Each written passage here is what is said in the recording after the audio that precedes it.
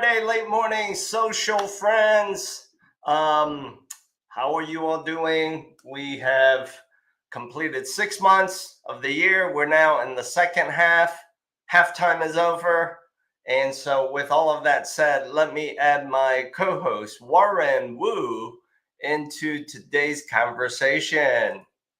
Hello, Warren. Hi, Bill. Hi, everyone. How are you today? Pretty good. The weather's pretty, not, I wouldn't say nice, but it's not too humid.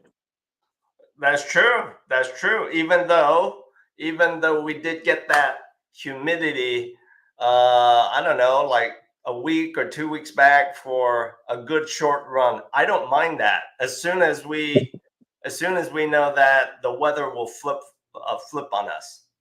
Yes, I mean, Chicago's weather, we have 12 seasons. True. We have 12 seasons. True. So guess what I did yesterday? What did you do?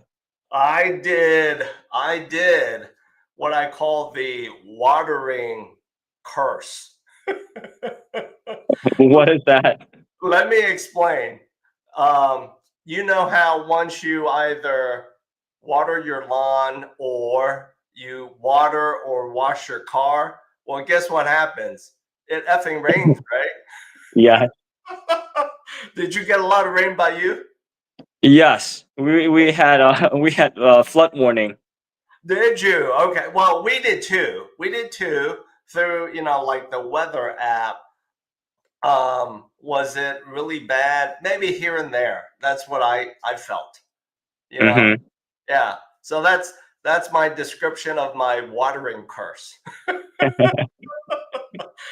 You want Mother Nature to rain on you, get free water something, it'll rain. Yes, or wash your car. Or wash your car. Yes, it always does. As soon as I wash my car in the morning half of the day and the afternoon half, it just pours rain, and then you're like, well, shoot, I gotta go back and wash it again. All right. Let's talk about some real estate stuff. Warren, why don't you drop for us what is going on with the real estate market in or around Bridgeport, the neighborhood, by the way, the neighborhood of Chicago, Illinois? Well, the recent activity in Bridgeport, Chicago, has been pretty slow. It hasn't been moving much. Like, a lot of properties have been on the market for longer than usual. I mean, it's normal now. It's like more normalized, because back then everything comes out, everything is like under contract immediately. Now, even though like inventory is low, things are not going under contract as fast. True. And what could be the reasons for it? Hard to say. I mean, it could be government policies. It could be like a lot of uncertainties with like these ICE raids. People were just worried, and then like tariffs going on, like on and off. So it's just a lot of uncertainty going on through like Chicago and like our government in general. Yeah, that's true. Yeah, it's called the whiplashing of all of these things that are happening. That creates a lot of chaos for a lot of us, I think, right? Yes. Yeah. And then people don't like uncertainty. Like they want to be certain. Yeah, they want certainty. They want guarantees, right? Yes. Well, let's be real. It's easier to live our lives when we can get certainty or guarantees that keep us safe, keep us motivated, maybe keep more money in our pocket. That's what I think you're trying to say. Right. I mean, people just want to like be safe. They don't want something like 2008 to happen with a lot of uncertainty going on. So yeah, and then right now rates are still like high, in a sense, but it came down quite a bit, but it's still like on a higher side. Yeah. Yeah, I agree with you.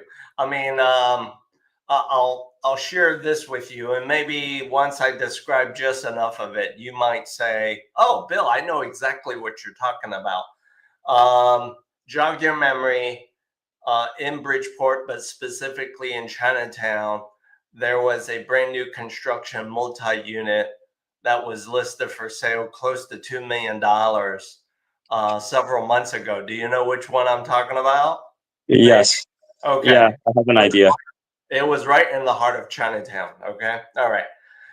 It was listed initially for $2 million. And because I know the sellers or the listing broker, we had a conversation about it because, of course, she asked me, "Hey, who do you know who might be interested in this brand new construction multi-unit property?" Well, you can do a look back on this, Warren. It was listed, obvious reasons, right? Probably a little too high, much higher than what the market was gonna bear. But fast forward to recent, it did close and sell and get done. But it was a little bit of waiting on the seller's part. And whoever the buyer is, if you're watching today's live stream, good for you. You bought a brand new construction multi-unit property. You did have to pay seven figures for it. So, Warren, you and I both know this. That new landlord has to pull down some pretty decent rent. Not just pretty decent, pretty high in the Pretty high neighborhood. Pretty pretty high in the neighborhood. right. Pretty high rent unless here's the exception. Unless that buyer, your persona, again, if you're watching today's live stream, you bought that subject property because for you and yours meaning your family, your extended family, it's a multi-generational housing situation. And if that's the case, good for you. Right. All right. So what you're saying is still tight inventory. Things are sitting for a while, but things are getting done, assuming the property is priced right, ready to go, and it's perceived to be by one person, two or three that, hey, this is a good deal. Yes. Yeah, I see that as well. I see a lot more properties coming onto the market compared to the same time last year, but it's kind of a slow trickle. Am I correct to perceive that? Yes, I agree. Okay. All right. Good. We're on the same page. We're on the same page. So, audience members, for the remainder of today's live stream, Warren and I will continue our banter from last episode, where we're going to share with you, we're going to drop a few of those common questions that we both get from sellers and buyers. So we're going to start off with sellers first. What's a common question that as of late, Warren, you recall that you're getting from some sellers? Uh, Basically the commission. Like, should I pay buyer's agent commission? Yes. Like all of it, some of it? Is that the question A usually? few of them, yes. And Okay. then I tell them they should, They should. because like you would filter out a lot of buyers who could barely make the loan requirement. True. True that. Very true. Very true. Um, and do they have any concerns as to how much they should pay of the buyer's broker compensation, or do they kind of lean on you and say, "Hey, what do you think, Warren?" Some of them lean on me, some of them have their own thoughts. So basically I told them everything's negotiable. So like we would see what the offer is and then how much you as a seller want to net. Yeah, true. At the end of the day, that's really the most important thing. What do they need to net, right? Right. Okay. All right. Cool. What's another common question from a seller? Uh what's a good time to list it? A good time as an hour of the day or the day of the week or season? Everything, like the time frame. So Okay. basically, what's a good month? Some was because there was some people that wanted to like list before the holidays, thinking that like since people are off during the holidays, more foot traffic would come to like open houses, or should Yeah. they do it after? Because some people might think that a lot of buyers are traveling with their family, so they don't have time, so less people would be seeing houses. So it's like a question they have, like the timing, because we just passed 4th of July. Right. True. True. And how do you? I'm curious. How do you answer that common question from that seller? I just tell them you should list it as soon as you can, because you Yeah. don't want to miss an opportunity, because we can never time the perfect traffic, because so much uncertainty nowadays. You don't know if a lot of people are traveling, a lot of people are staying home because they don't want to spend more Yeah. because of inflation. So it's very hard to say. So I tell them you should just list it as soon as possible and try to generate as much traffic as we can. True. True. I like the as soon as you can. That certainly makes sense, right? Uh, Right. for some of our social friends, some of our clients who are, guess what, Chinese and superstitious, do you answer that same question? Well, Mr. Seller, Mrs. Seller, you should list it on the MLS. I'm ready to help you do it at 8 o'clock in the morning, the eighth day of the month, and of course in August. No, I have not had that yet. You're not okay. Well, hey, I'm preparing you. You know how it is in our culture. They get Right. superstitious and kind of weirded out with the fought everything. Yes. And also sometimes they ask me about the address too. Oh yes, okay. The house number. Yeah, the house number. And by the way, for those of you who are not Chinese watching this live stream today, I'm going to lean in and tell you this. The number 8 within the Chinese culture does have some strong meanings. So I'm going to leave it there. You can use Chat GPT to ask AI what really is the secret behind it. And if you feel AI is not giving you the right and the real answers, well, that just gives you another reason to start a conversation with Warren and myself. We'll give you the real meaning. Right. Of course, definitely.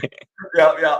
Oh, and by the way, piggybacking on top of this part of our conversation, social friends, those of you who are not Chinese, you want to stay away from the number 4, right? Or Right. and again, engage us in a conversation. We'll share with you why the number 4 is boo. No, no, no. You want to stay away from that. Right. All right. What's another common question from a seller? Common question from a seller. Let me think. Uh, Common question: should they clean up the house? Like, should they like touch up, like paint, and like do some minor work to it to make it look nice before taking pictures and putting it on the market? Good one. And your answer is? Usually I tell them yes. Like, depending what type of property it is, they want to kind of like detail work, because a lot of buyers are into that, seeing if the homeowner, the seller, took good care of the house to True. make it make the buyers less worried. Because if they see like the shower, like the caulk is like all moldy and stuff, they don't feel confident. Right. They immediately have this reaction of, okay, Mr. and Mrs. Seller, you're kind of treating your home like S. Uh, And that is gonna make me feel when I need to do my home inspection, it sets the wrong expectation, right? Because that yeah, home inspection, even before they do it, their perception is I'm gonna have this long laundry list of issues to deal with you. right. Yep. By the way, what are your thoughts on how these days, given technology, rather than use the realistic, not so pretty pictures, you can do like those visual renderings and stuff. What are your thoughts there? I mean, it doesn't hurt. If it sometimes it works, sometimes it doesn't. I mean, I prefer to, depending on the property and the value, I would not do too much to Yeah. make it look nice, because you don't want to feel like when people like buyers come in, they feel like they're tricked by the Yeah. picture. Yeah. It's kind of like social friends, buying, selling real estate, your courtship of properties. It's kind of like dating someone, right, Warren? Yes. You don't want to see all of the great looking pictures of someone you think is going to show up on the date. And when they show up on the date, it's like, oh my gosh, you look like that. You don't want to get catfish, right? Yes, I was just gonna say that. Love that. That's a good one. That's a good one.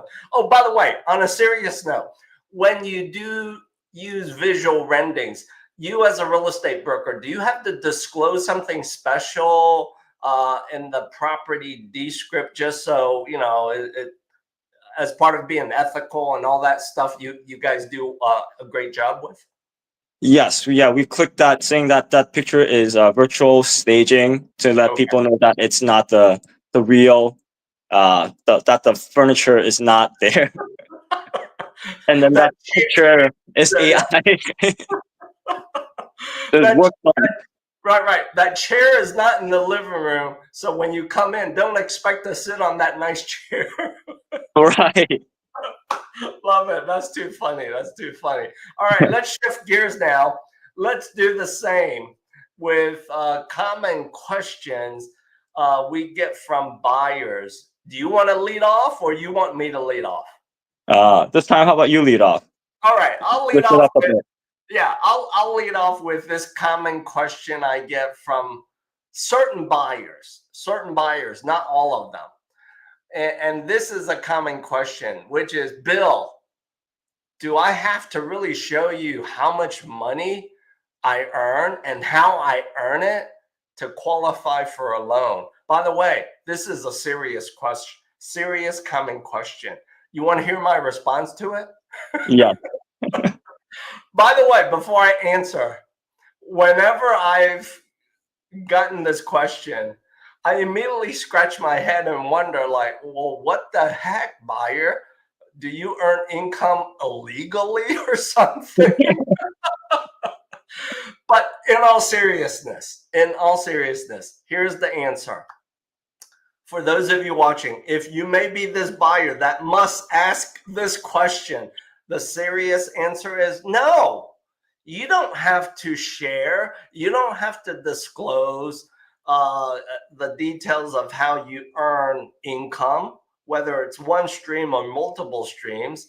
And the serious answer is because there are financing solutions where you don't have to disclose any of that stuff. But the reality is, you may be paying a luxury, a little bit of a bump, dollar for dollar, to finance your real estate purchase that way. It's called no income loans. Warren, you remember those from about 15 years ago, right? No, that was before my time as a That was realtor. before your time. Okay. Well, that exists. That still exists. Um, but again, you pay a little bit of a luxury for that same pleasure. Uh, Okay. All right. Back to okay. you. What's a common question you might get from a buyer? Should I get pre-approved to look at houses, or should I wait? Love that one. And your answer is? You should always get pre-approved first, because Yeah. you need to know the amount that you're looking for. Because I've had clients before they got pre-approved, were looking at houses all over the city, and then when they saw something that they like, they didn't get pre-approved. It was way out of their budget because they didn't file enough income, like you said. Exactly. Exactly. So I am right there with you.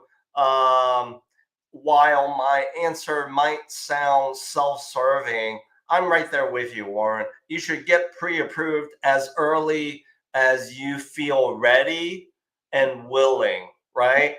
And the Right. reason why is because a pre-approval or flat out maybe an approval is going to help you, buyer, move beyond just being ready and willing. You're ready to look at properties. You're willing to maybe buy a property, but let's be real. Until you get pre-approved or approved by your chosen lender, no one knows for S or what the hell you actually can buy, because you might not be able. That's the key. So ready, Right. willing, and able, right? Right. Completely agree. Yep, yep. All right. One more common question from buyer from you. Should you do an inspection for a new construction home? I get that too. And your answer? Yes. Usually, depending on the new construction, Yeah. I usually recommend doing two inspections. One Really? is if they do it before the drywall, if the drywall hasn't been put on, Oh yeah, smart. because you want to see where the wires are going through, because you have a better understanding of the home. Because once True. the drywall is on and you try to do an inspection, it doesn't show you or tell you much, because everything is like inspected by the city inspector, or like approved, it gets approved, so like not much, there's not much you could learn from the house. True. True. I like that. You know what? I really like how you leaned in and said, "Hey, get two inspections." You know, on a brand new construction home, even especially when it's from maybe a production national track builder, and even when, of course, it's a custom builder. And the reason why is because I'm going to share with you a real life story. The reason is because the first inspection you do before drywall goes up, before insulation is, all tucked in place, you know why you want to get a home inspection? It's because that way you can walk through the property still in a skeleton stage with a great home inspector. You can keep track. You can take pictures of where the electrical lines are, some of the plumbing supply lines are. Take pictures. Why? Because here's the reality, people, social friends, those of you who don't know us yet, we're dropping some valuable information right here. By taking those pictures, you know where certain critical things are, so that when you're about to hang that big, heavy picture, you don't drive a nail. You don't drive a nail accidentally into an electrical line, a plumbing line, and then create a big old mess for yourself. Right. Right? All right. Yeah. And by the way, it's so important to get a home inspection with brand new construction homes. I think for any home for that matter. You know why? For those of you who may be buying homes for the first time, or you're buying a newer home now because the last home you bought was 20 something years ago. People, things change. Building codes change. Technology has changed building, new construction, and home improvement. Here's the key thing: a great home inspector who has helped me in the past has always started and finished the home inspection this way. Bill, if you learned nothing today or you didn't pay attention, I'm going to show you where to turn off the water supply. Don't you think that's so important to know? Yes. Yep. So, common question, love it. Yes, absolutely. Spend the bucks. spend your time, walk through the property with your chosen home inspector. And if you don't find one easily, reach out to Warren and myself. I'm sure we can put a couple of names in front of you. So social friends, as we wrap up today's live stream of Real Living in Bridgeport, how can you start a conversation with Warren and myself, especially if we didn't answer the question from you as a seller or a buyer? All you have to do is scan the QR codes that you see here. Warren and I will gladly start a conversation with you and answer your important questions. That's it for now. See you all in the next episode of Real Living in Bridgeport, 4 weeks out.